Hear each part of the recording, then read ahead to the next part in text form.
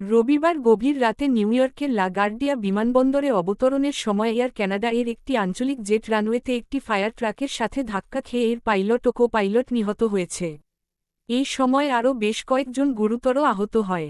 সংঘর্ষে বিমানটির সামনের অংশ চূর্ণ হয়ে গেছে। দুর্ঘটনা কবলিত প্রায় ৪০ জন যাত্রী ও ক্রু সদস্যকে আশপাশের হাসপাতালে নেওয়া হয়। এদের মধ্যে কয়েকজনের অবস্থা গুরুতর ছিল, তবে বেশিরভাগই চিকিৎসা শেষে হাসপাতাল ছেড়েছেন। এ দুর্ঘটনায় ফায়ার ট্রাকে থাকা ২ জন কর্মচারীও আহত হয়, তবে তাদের আঘাত গুরুতর নয় বলে জানিয়েছেন কর্তৃপক্ষ।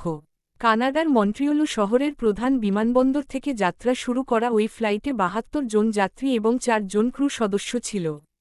১৯৩৯ সালে বাণিজ্যিক চলাচলের জন্য চালু হওয়া ৬৮০ একর জায়গা জুড়ে বিস্তৃত লাগার্ডিয়া বিমানবন্দরটি ২০২৪ সালে যুক্তরাষ্ট্রের ৫০০টিরও বেশি বিমানবন্দরের মধ্যে ১৯তম ব্যস্ততম ছিল।